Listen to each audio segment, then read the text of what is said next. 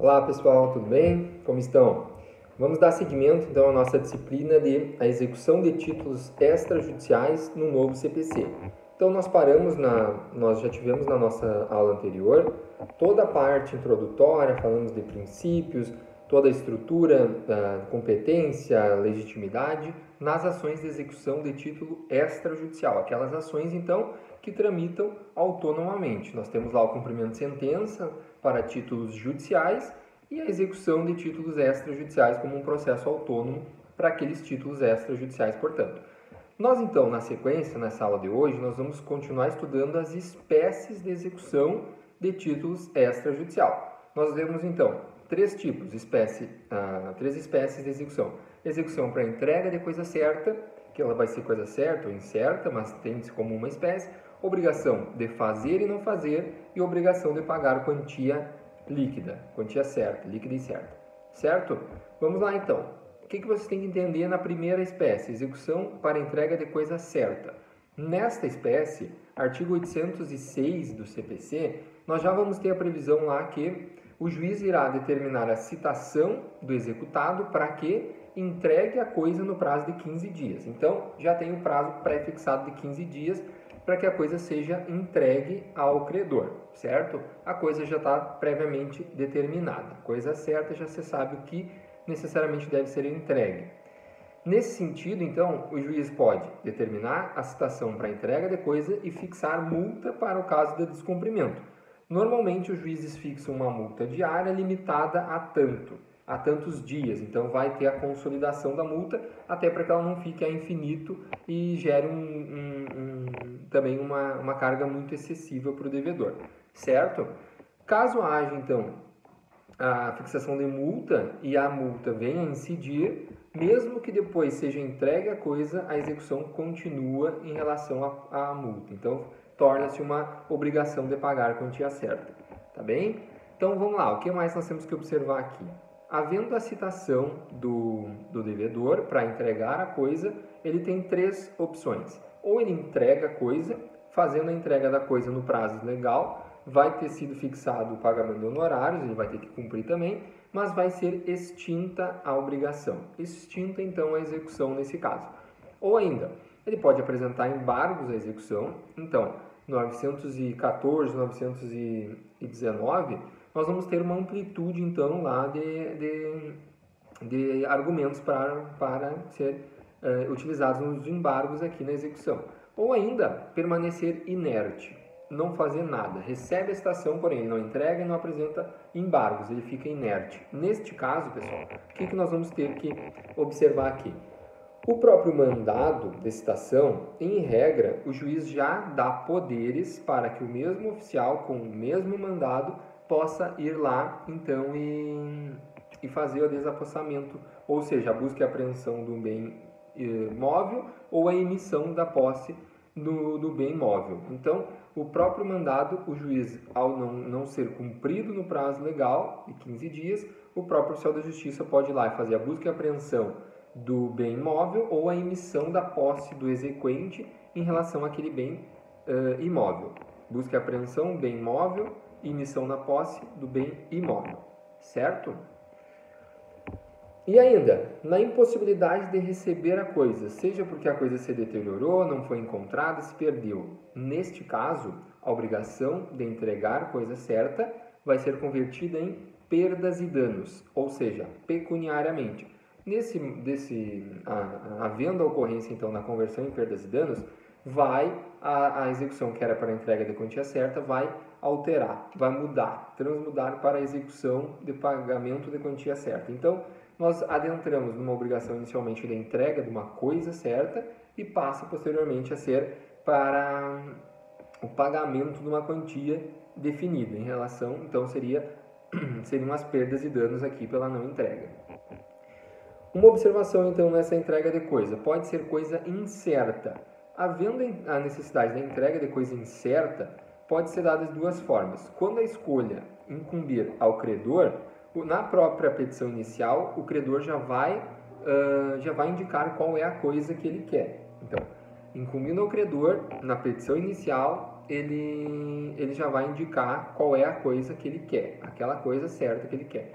Quando incumbir ao devedor, então a citação, ó, será inicialmente para que ele indique a coisa, para que o próprio executado, o devedor, indique qual é a coisa quando incumbir a ele, devendo aquela coisa, então, respeitar. Não necessariamente. Quando ela tem que ser, por exemplo, um cavalo, a entrega de um animal, de um cavalo da raça crioula, ele não precisa entregar nem o melhor e nem o pior. Então, nesse caso, pode haver, após a indicação de qual a coisa que será entregue, o credor pode ainda impugnar a escolha feita pela outra parte no prazo de 15 dias. Aí, havendo necessidade, o juiz ainda pode nomear um perito para avaliar. Mas fica nessa situação. Ele não é obrigado a indicar o melhor cavalo, nesse exemplo, mas ele também não pode indicar o pior. Ele tem que indicar um cavalo e a outra parte pode aceitar ou não, podendo impugnar, então, a escolha. Tá bem? Ainda tem aquela opção de ser obrigações alternativas. Então, em que o devedor ele poderia optar por ou entregar a coisa ou pagar o valor relativo à coisa, daí nesse caso incumbindo ao devedor fazer essa opção também. Tá bem? No material que eu enviei para vocês tem um quadrinho de resumo, ó, execução para entrega de coisas, espécies, coisa certa, coisa incerta, daí tem um resuminho. Quando é coisa certa? Citação para entrega ou depósito em 15 dias, podendo incidir multa pelo atraso. Independente de penhora, depósito ou caução, poderá apresentar embargos. O devedor poderá apresentar embargos, não tem obrigatoriedade aqui de garantir o juízo. Ou ainda, se não entregar, o oficial de justiça vai lá e vai fazer a busca e a apreensão ou a emissão na posse do bem imóvel. Ou ainda, tem a coisa incerta. Quando a coisa é incerta, haverá um procedimento prévio. Antes da obrigação efetiva de entregar, ele vai ter que, então, proceder com a escolha. A escolha pode ser indicada quando incumbir ao credor, na própria petição inicial, ou quando incumbir ao devedor, ele será, primeiramente, citado para que indique a coisa, pode haver a impugnação da parte contrária em relação à não aceitação desta coisa. Certo? Na sequência, a próxima, execução das obrigações de fazer ou não fazer. Então, vamos lá. Obrigação de fazer, o devedor comprometeu-se a prestar um ato positivo. E já a obrigação de não fazer, ele comprometeu-se a se abster de fazer algo. Então, aqui, obrigação de fazer ali, eu botei no material de vocês, aqueles típicos exemplos lá que vocês estão acostumados a ver. Obrigação efetiva de fazer algo, de construir uma casa, construir um muro, de escrever um livro, de gravar uma música. Isso é obrigação de fazer. Obrigação de não fazer, por sua vez, é aquela em que ele se obriga a se abster de fazer algo. Por exemplo, se abstém de impedir a passagem, o trânsito pelo meu terreno. Se abstém de construir um muro que vai tapar a luminosidade do imóvel vizinho, ou de construir o imóvel muito próximo ao limite do confrontante, do vizinho. Então, são situações assim, né, em que se estabelece essa necessidade aqui de uma obrigação ou agir positivamente ou agir negativamente, se abstendo de fazer algo, certo? Com isso, agora especificamente vamos tratar um pouquinho sobre a obrigação de fazer. Nesse caso, o réu, o executado, será citado para cumprir a sua obrigação de fazer no prazo estabelecido pelo juiz. Então aqui a legislação não estabelece um prazo certo, fixo, mas essa fixação de prazo feita pelo magistrado com base efetivamente em qual é a obrigação a ser cumprida, a obrigação de fazer.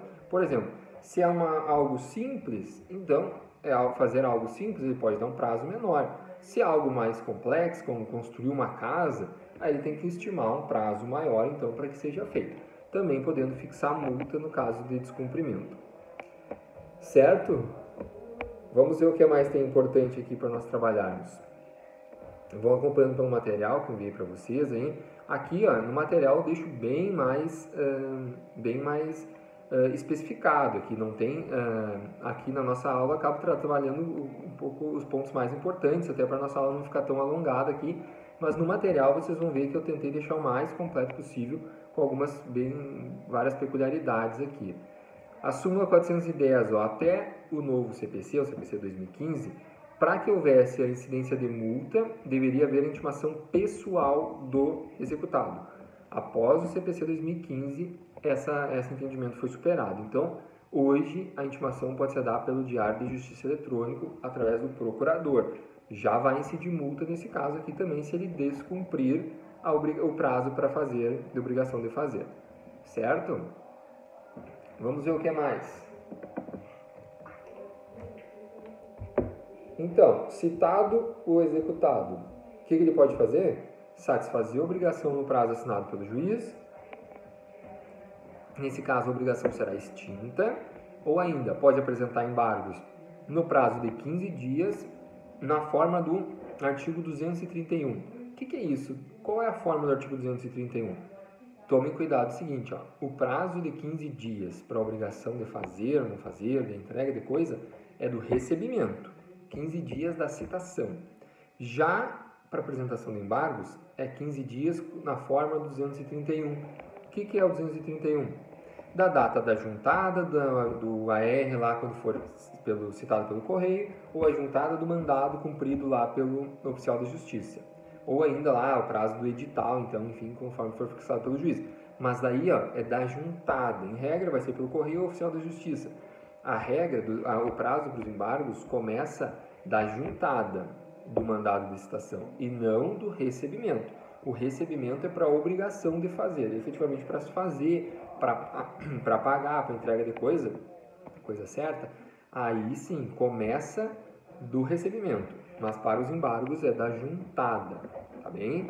Não se desesperem lá, eu tenho que apresentar os embargos no prazo de 15 dias do recebimento. Não, é de 15 dias da juntada do mandado de citação, tá bem? Então tem um pouquinho de prazo, um pouquinho a mais aí para os advogados. E ainda, o devedor pode permanecer inerte.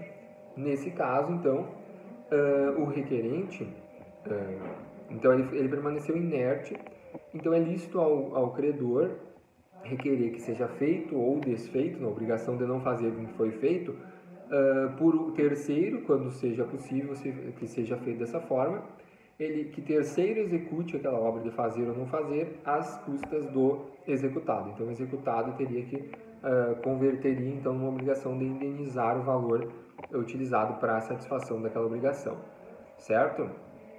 Então, isso aí vai depender, né? Obrigação fungível pode ser satisfeito por pessoa diversa. Não fungível, somente o devedor. Nesse caso, não tem como um terceiro cumprir, portanto, só poderia converter em perdas e danos. Por exemplo, uma obrigação de fazer em que eu contratei um comediante para fazer um espetáculo numa festa da empresa. Nesse caso, se o comediante não for, não tem como outra pessoa, não vou chamar lá o rapaz do almoxarifado para ele vir fazer o stand-up dele. Não, talvez o cara seja bom ainda, mas não é o caso. Então, nessa situação, o que nós vamos ter que observar ali? Contratei lá o Whindersson para fazer o espetáculo lá no final do ano na minha empresa toda. Estavam todos os funcionários, com os parentes, os filhos, todo mundo esperando. Chega lá, ele não comparece. Nesse caso, então, era uma obrigação de fazer. Nesse caso, ele não tendo cumprido, vai ter que converter, então, em perdas e danos nesse caso aí. Certo? E obrigação de não fazer, por sua vez, é muito semelhante, só que aqui a citação é para desfazer. Quando o credor precisa ajuizar uma ação para obrigação em respeito à obrigação de não fazer, é porque ele não está cumprindo, ele não está se abstendo de não fazer. Então, a gente quer que ele desfaça. Portanto, aqui ele vai ser citado para desfazer o que ele estava obrigado a não fazer. No prazo, então, fixado pelo juiz também, cumprindo isso, extingue-se.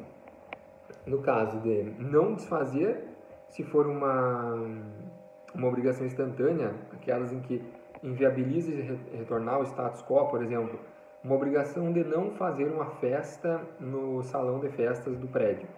Aí o cara foi lá e fez a festa. Bom, aí não tem como desfazer a festa se já foi feita, né? Então, nesse caso, tu vai ter que converter em perdas e danos, portanto, era obrigação de não fazer não se poderia fazer a festa no salão do condomínio.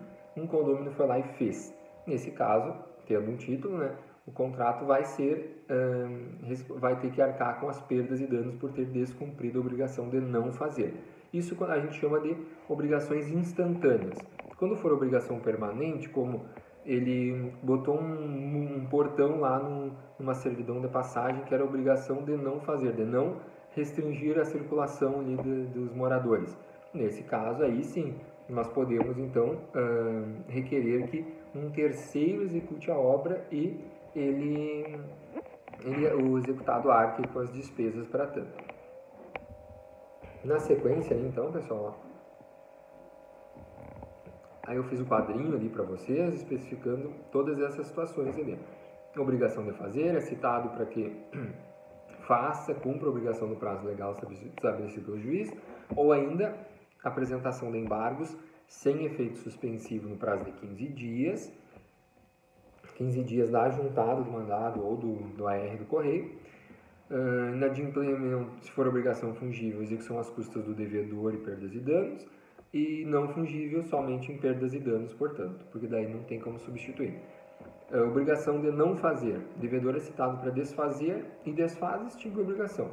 Não desfaz, aí isso é uma obrigação não instantânea, ou seja, obrigação de não fazer instantânea, melhor dizendo, que não tem outra saída, converte-se em perdas e danos. Quando for permanente, daí nós vamos ter um terceiro vai desfazer e ele arca além das perdas e danos, portanto. Certo? E por fim, a última espécie, execução por quantia certa. A execução por quantia certa, ela pode ser originalmente uma obrigação de pagar a quantia certa, ou pode ser uma obrigação de entrega de coisa, ou de fazer e não fazer, que foi convertida.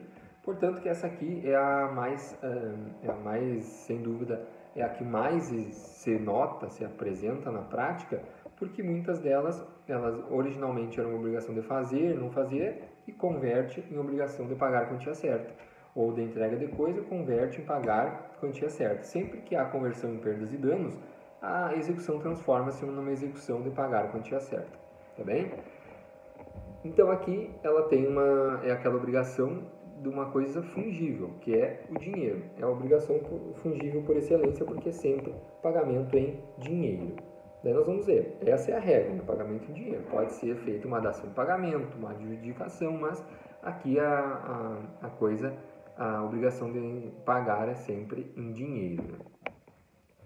Nós já chegamos a falar lá da possibilidade de acumulação de várias execuções, desde que seja o mesmo credor, o mesmo devedor e a mesma espécie de execução. Então, não posso acumular uma obrigação de fazer com uma obrigação de pagar a quantia certa. Mas várias obrigações de pagar a quantia certa, mesmo credor, mesmo devedor, aí, ok, mesma competência também. Certo?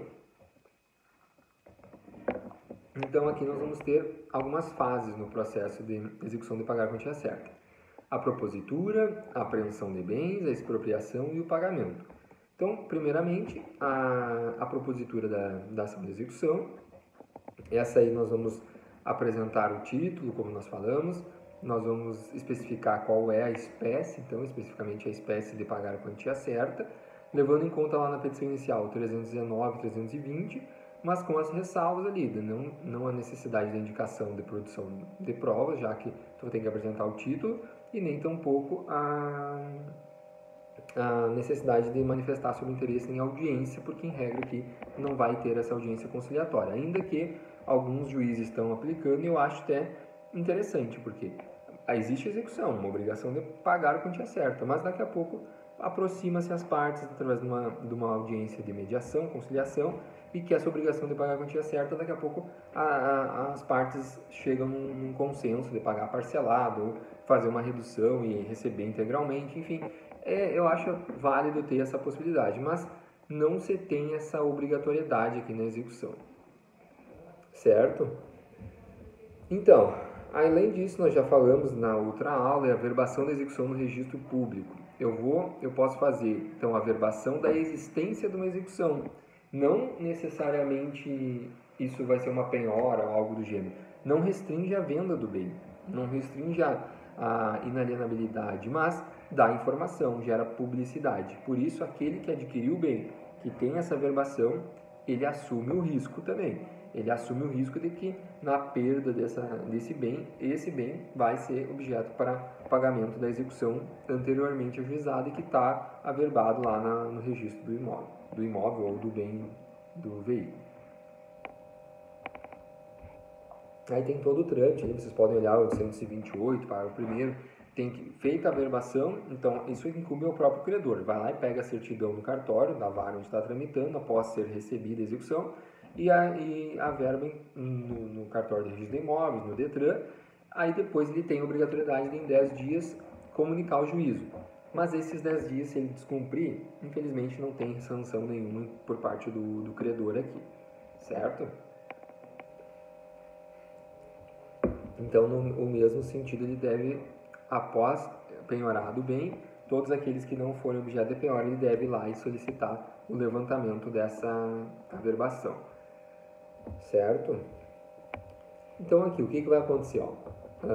Tu vai distribuir a petição inicial e daí o executado vai ser citado para pagar em 3 dias, certo? Então, aqui de pronto, o juiz já vai fixar os honorários advocatícios de 10%, podendo posteriormente ser majorado para até 20%, caso não tenha sido pago. Sendo pago no prazo dos 3 dias, reduz para 5%. Nós já chegamos a falar isso lá na outra aula. Então, a citação aqui é para pagamento em 3 dias. 3 dias contados a partir de quando? A partir do recebimento. 3 dias do recebimento da citação. Na apresentação de embargos, por sua vez, 15 dias, aí sim é lá da juntada do mandado ou da carta R, certo? Pagamento de 3 dias para efetivação. Pagando em 3 dias, reduz os honorários pela metade, 5%. Findado os 3 dias, o oficial da justiça realizará a penhora e avaliação dos bens, sem necessidade de nova ordem, porque o próprio mandado já vai trazer esses poderes ao oficial. Por isso que, quando vocês advogarem para credor, peçam citação pelo oficial da justiça, porque no próprio mandado já vai sair a possibilidade, então, os poderes para que ele, posteriormente, não sendo pago em 3 dias, vá lá e penhore e avalie tantos bens bastem para a satisfação da obrigação. Já se for pelo correio, o juiz vai ter que expedir um novo mandado para o oficial de justiça posteriormente fazer isso, certo? Então, não pagou, o oficial de justiça vai lá e vai penhorar os bens, tanto os bens bastem para a satisfação da dívida. Em regra, a penhora, o depositário é o próprio devedor, só quando o autor não quer, o credor não quer, ele já indica na sua própria petição inicial, certo? Então, em regra, deve ser dessa forma. Podendo, então, substituir, quando condicionado, então, menor onerosidade, tudo aquilo que a gente já falou lá dos princípios de proteção do executado, tá bem?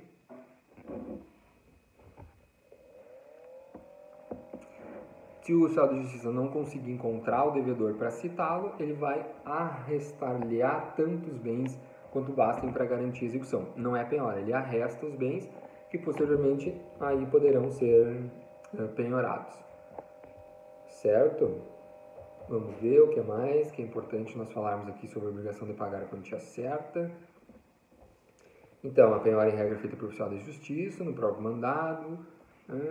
Vamos ver o que mais. E daí aqui, nós vamos ter, a gente chegou a falar um pouquinho sobre isso, que existe um rol no CPC, artigo 835, é um rol de classificação de preferência de bens penhoráveis. O oficial da justiça foi lá, citou, ele não pagou em 3 dias, depois ele vai lá, então vai fazer a penhora e a avaliação dos bens. Porém, olha só, existe uma classificação. Não necessariamente que ele, se tiver um bem na classificação acima, ele não pode penhorar o de baixo. Não, não é isso. É uma preferência. Então, prefere-se que cumpra-se esta classificação. O primeiro deles é o dinheiro. Sem dúvida, o dinheiro é a espécie de bem do devedor, que é a principal, a prioritária, aquela que se caça, se busca é dinheiro. Faz a penhora lá num bacen jude, nas contas bancárias do devedor, tendo dinheiro é ouro, né? Então, vocês, quando advogados do credor, bom, se consegue bacen jude positivo, é sorte de vocês. Daí ele vai ser intimado para apresentação, podendo apresentar impugnação à penhora. Pode ser um bem penhorável, o valor pode ser fruto de salário, pode ser uma poupança, a gente já vai falar mais sobre isso.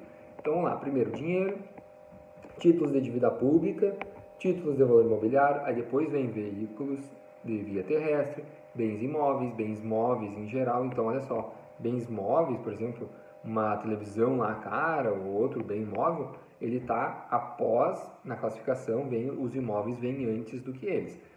Veículos, imóveis e aí bens móveis. Na sequência, os semoventes lá, né, um gado, por exemplo, navios e aeronaves, ações de cotas de sociedade, percentual do faturamento, pedras preciosas, direitos aquisitivos derivados da promessa de compra e venda e, por fim, outros direitos. Certo? Mas lembrando que todos os bens de propriedade do devedor anteriores, presentes e futuros são penhoráveis, tá bem? Então, exceto aquelas regras que nós já vamos falar aqui de bens impenhoráveis, a regra é que todos os bens do devedor são sim penhoráveis, tá bem? Então, alguns apontamentos sobre a impenhorabilidade do bem de família. Então, bem de família indireto, ou seja, a família não reside nele, mas aluga esse bem. E o fruto do aluguel ela paga o imóvel que ela reside, sem problema nenhum. É considerado bem de família também.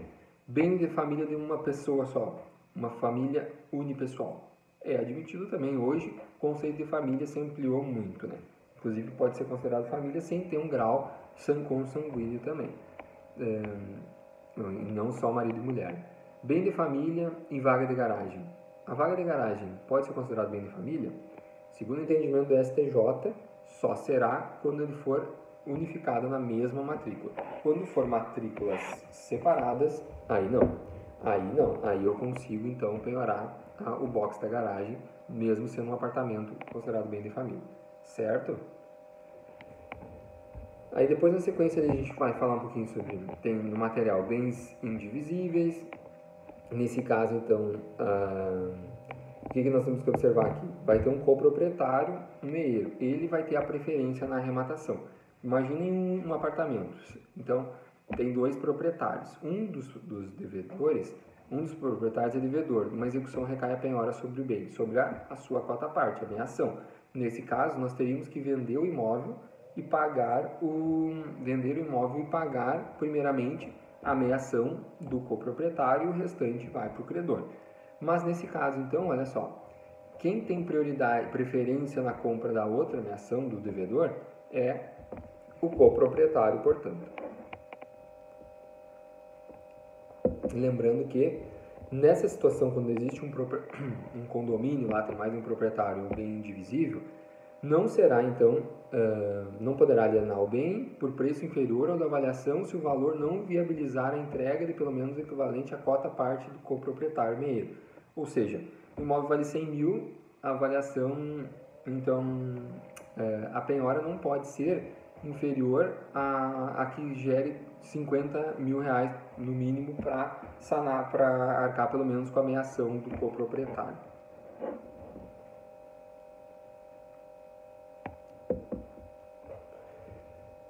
Pode haver penhora de crédito, então, lá dos títulos executivos. Então, nesse caso aí, pode ser feita a apreensão do título ou ainda, e o terceiro vai ser notificado, intimado, para que pague para o credor da obrigação, não pague para o devedor daquela obrigação da execução. Então, o executado ele é credor num título. Então, o devedor daquele título não vai pagar para o executado, que é o credor do título, e sim vai pagar para o credor do executado, certo? Só se exonerar da obrigação depois que fizer o depósito em juízo lá, quitando então depositando em juízo no qual o executado do processo de execução é credor do título executivo. Penhora no rosto dos autos também é possível, quando há um crédito, o crédito está previsto no processo judicial. O oficial de justiça então intima o escrivão do processo para que averbe, faça a anotação na capa do processo. Penhora de mão própria assemelha a penhora de crédito, então a concessão recai sobre o crédito possui frente ao próprio, então é uma compensação, penhora em mão própria. O credor, ele é credor de um determinado título. E já o devedor nessa relação, ele também é credor do credor. Então, é credor do credor. Então, há um círculo. Um é credor do outro e um é devedor do outro. Nesse caso, faz-se a compensação. Pode ser feita a compensação nesse caso, portanto. Penhora das cotas de sociedade. Deve-se observar os princípios societários, garantindo aos demais sócios direito de preferência, para que não coloque um terceiro dentro daquela sociedade. Penhora de empresas, estabelecimentos e semoventes. Nesse caso aqui será nomeado um administrador depositário. O administrador, então, ele vai fazer a administração do bem e vai apurar qual o percentual, então, dos frutos que vai ser objeto de penhora. Então, ele faz uma espécie de... Ele acompanha esses semoventes, a empresa, para saber qual... Ele toma ciência, então, da efetiva contabilidade da empresa para apurar, então, qual foi a lucratividade, qual é o percentual que vai ser objeto de penhora. Nesse caso aqui, sobre o faturamento, nós não vamos penhorar todo o faturamento, senão inviabiliza a atividade empresarial. Mas o juiz vai fixar um percentual sobre o faturamento, que daí sim pode ser penhorado, mas daí haverá um administrador nomeado para fazer essa apuração. Penhora do percentual do faturamento, então a mesma sistemática ali, né? Eu nomeio um administrador. Então, quem faz a avaliação dos bens? Dando sequência. A avaliação dos bens, em regra, é feita pelo oficial de justiça. Pode ainda ser realizada por um perito, quando um bem for diferenciado, que o oficial de justiça não tem a capacidade de fazer a avaliação. Por exemplo, uma obra de arte ali em que o oficial de justiça não tem o conhecimento específico para saber se aquela obra de arte de fato tem um valor, qual o valor de mercado dela. Então, nesse caso aí, pode-se sim nomear um perito para fazer a avaliação. Tá bem? Vamos ver o que mais. Em regra, o oficial de justiça que faz. Dispensa-se a avaliação quando o bem penhorado indicado pelo exequente com atribuição de valor não houver impugnação da parte contrária. Então, quando a parte indica um valor e não há oposição da parte contrária, ou quando aí não houver dúvida do juiz, né, em relação, porque às vezes a parte pode indicar um valor que não indica que o valor era muito inferior ou muito superior, aí nós não vamos, o juiz pode sim fazer mandar fazer uma avaliação. Quando for títulos com cotação na Bolsa de Valores, títulos públicos, que daí também tem negociação na Bolsa de Valores, consegue se identificar, veículos automotores que tem a tabela FIP, e daí, ou anúncios de venda em meios de comunicação, que daí também pode ser usado como um meio de avaliação. Aí na sequência eu falo um pouquinho do material ali do laudo de avaliação, descrição completa do bem, com as características de conservação, características específicas e o valor do bem, certo?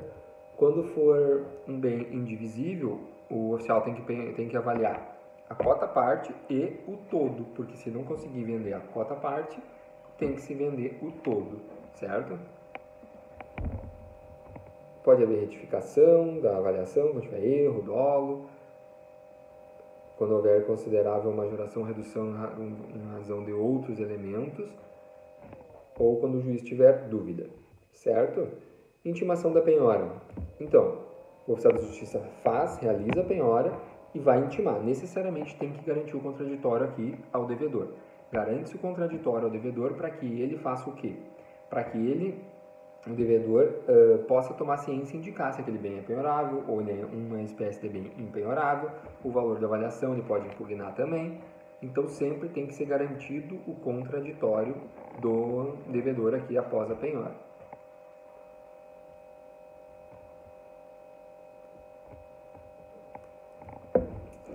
Substituição do bem, ele tem que daí sim, quando o executado, ele indica, ele não pode simplesmente alegar diante da penhora de um determinado bem dizer que aquele bem está gera uma onerosidade excessiva para o devedor.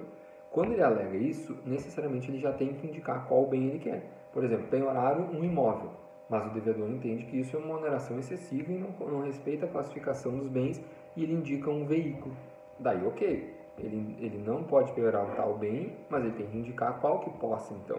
Se ele não tiver outro bem, vai ter que recair naquele, ainda que oneroso, entende? Então, sempre tem que haver a indicação do outro bem que vai ser, então, objeto da penhora. O que mais? Então, a substituição do bem imóvel, quando o devedor, então, foi penhorado um bem imóvel e ele indica um imóvel. Se ele for casado, já tem que vir com a anuência do cônjuge para a indicação desse bem, então, a penhora, tá bem? Então, aquela classificação não é algo intransigente, porque, por exemplo, pode ser penhorado um veículo, mas o devedor entende que é menos oneroso que seja penhorado um terreno, já que ele usa o veículo para trabalhar, é sua fonte de renda. Nesse caso, demonstrando que é menos oneroso, sem problema nenhum, e que não vai gerar prejuízos ao credor também, tá bem? Na sequência, expropriação dos bens. Então, a expropriação é quando de fato, quando retira do patrimônio do devedor e transfere, ou transforma isso em dinheiro, ou faz uma dação em pagamento, que o nome disso é a adjudicação. Então, o credor pode adjudicar o bem, ou seja, ficar para ele o bem satisfazendo a dívida. Porém, essa tem alguns detalhes. A satisfação, então, ele tem que ser no valor da avaliação. Não pode ser em valor inferior ao da avaliação. Tá bem? Vamos ver o que mais aqui que é importante. Não inferior à avaliação. A doutrina entende que ele tem que requerer a adjudicação antes do início dos procedimentos de alienação lá numa asta pública, num leilão. Certo? Quem tem legitimidade? O exequente, o coproprietário, pagando sempre o valor da avaliação, cônjuge, companheiro, descendente, ascendente, sócio. E daí ali na sequência eu falo que se mais de um desses que tem legitimidade para pedir, e haja uma concorrência entre eles, se estabelece uma espécie de licitação, para ver qual que vai oferecer um valor maior. Havendo empate em relação ao valor que foi apresentado, proposto, aí tem uma preferência. Primeiro sócio, cônjuge, descendente, ascendente, aquele que tem garantia real sobre o bem. Certo? Vai gerar autos de adjudicação, que então serve como uma arrematação. Ele vai se utilizar aquele instrumento como se fosse uma escritura de transferência da propriedade para ele. Ele pode ir lá, se for um imóvel, e averbar junto ao cartório de registro de imóveis. Na sequência, não havendo interesse na adjudicação, em que o credor fica com o próprio bem, nós vamos falar de alienação. A alienação pode ser por iniciativa particular ou por leilão judicial. Iniciativa particular, então, o credor ou ele mesmo vende ou ele pede a nomeação de um profissional vinculado ao Tribunal de Justiça, ao judiciário. Então, especificamente, por vezes é necessário um profissional com uma capacidade peculiar, como a venda de um veículo de altíssimo valor, a venda de um imóvel de alto valor, uma lancha, quando é um bem muito específico, que atende um público bem específico aí nós podemos então nomear um intermediador, um corretor, algum profissional que tenha conhecimento da venda específica daqueles bens, ou obra de arte, joias. Então, por vezes, não basta um simples leilão lá para a venda desses bens.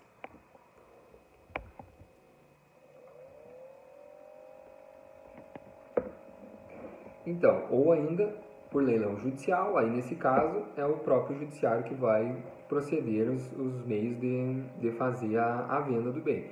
Leilão judicial de preferência eletrônico, aí vai ter atos preparatórios. Quando vai ocorrer um leilão público, leilão judicial, vai sair uma publicação no edital dizendo quando vai ser realizado, a forma que vai ser feito o leilão, os lances.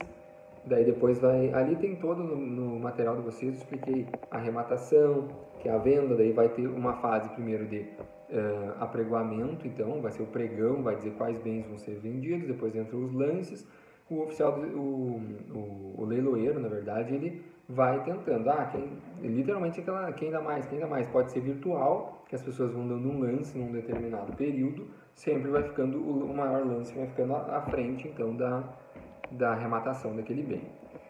Cuidado, que não pode ser vendido a preço vil. O que é preço vil, professor? Depende, olha só. O juiz pode, quando é feita a avaliação do bem, pode se especificar o quê? Então, avalia-se um bem no valor de 100 mil e o juiz pode dizer, considera-se preço vil quando inferior a 70% desse valor. Então, 70 mil, menos que isso seria preço vil, não pode penhorar. Ou ainda, quando o juiz não fixa, entende-se que preço vil é inferior a 50% da avaliação. O imóvel avaliado 100 mil não pode ser vendido por menos de 50 mil. E se esse bem ser tratado for de propriedade de um incapaz, aí o preço vil é inferior a 80% da avaliação. Então, não pode ser vendido por preço inferior a 80% da avaliação quando o devedor, o proprietário do bem, for um incapaz, certo? Então, para ser preço vil, vocês têm que observar se o juiz fixou um valor. Se o juiz não fixou o valor que seria considerado preço vil, nós vamos indicar então até 50% da avaliação. E se for incapaz, até 80%. Então, não pode ser inferior a 80% do valor avaliado. Avaliado em 100 mil, eu posso vender até de 80 mil para cima, não 79 para baixo já é considerado preço vil. Tá bem? Daí o auto de arrematação pode gerar entrega da coisa, quando for um bem móvel, ou carta de arrematação para que seja feita então a transferência da propriedade lá do bem imóvel. Tá bem? Vamos ver o que mais. Apropriação e frutos e rendimentos da empresa, estabelecimento. Nesse caso aí, então, nós temos que observar o quê? Ao invés por vezes, é mais interessante não a venda de um determinado bem, e sim ficar com os frutos do bem. Nesse caso, o que tu pode considerar? Eu botei um exemplo bem específico aqui. Ó. Imagina uma escavadeira de túnel, que é uma máquina muito específica, não gigantesca, com valor de mercado muito alto. Então, eu botei um exemplo, uma escavadeira de túnel que custa 10 milhões. A dívida, então, só que essa escavadeira ela gera um fruto de 200 mil mensais. Digamos que tu tem uma dívida de 1 milhão lá. É mais fácil, então, menos oneroso, tu tentar vender esse bem, que é um público muito específico, um valor muito alto, então é mais garantido que aprenda-se, então, frutos da utilização do bem. Por exemplo, gera 200 mil de aluguel por mês, então vai se pagar ali em 5 meses, ali, então já está paga a dívida e não necessariamente precisa vender. Existe essa possibilidade também, então, de não ocorrer alienação, mas sim os frutos. Isso pode dar em rendimento em relação aos rendimentos da empresa. Fixa um percentual dos rendimentos que serão penhorados. Mensalmente, então, vai ser estabelecido. Mas isso, então, precisa de nomeação do administrador. O juiz nomeia um administrador depositário sobre os bens. Ele vai acompanhar o rendimento da empresa, a locação da máquina ali, por exemplo, para daí sim se dar satisfação. Certo?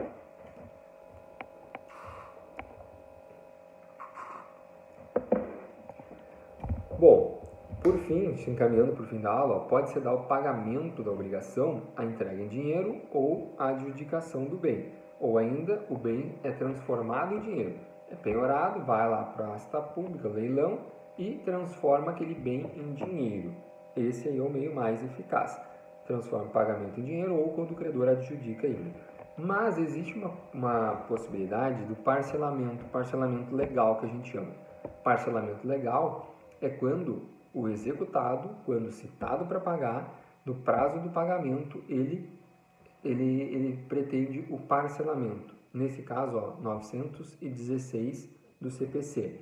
Ele deposita 30% do valor da execução com as custas e honorários advocatícios, deposita 30% e o restante ele pode parcelar em até 6 vezes.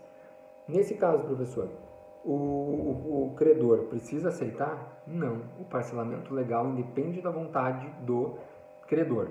Então, o devedor reconhece a dívida. Bom, realmente, eu devo 100 mil reais. Eu vou lá, pago 30%, 30 mil, e o restante parcelo em até 6 vezes. Posso parcelar em 2? Pode. Posso parcelar em 7? Não. No máximo, até 6 vezes. Entrada de 30% e mais até 6 vezes, 6 parcelas mensais, certo? Então, isso, ó, nesse caso, então, ó, vai haver a correção, juros de 1%, mas independe da vontade do credor. Então, lembrem, as pessoas às vezes não têm conhecimento dessa possibilidade, o parcelamento legal. Para parcelar em uma modalidade diferente, aí eu preciso da anuência do credor. Mas se for 30% e até 6 parcelas, não tem dúvida. Admite-se sim o pagamento pelo devedor. É uma opção do devedor em pagar dessa forma. Não precisa da anuência do credor, portanto. Tá bem, pessoal? Nesse caso, então, agora encerramos essa parte da aula. Na sequência, nós vamos dar continuidade no próximo vídeo, falando sobre embargos do executado. Bem, até logo então. Tchau, tchau.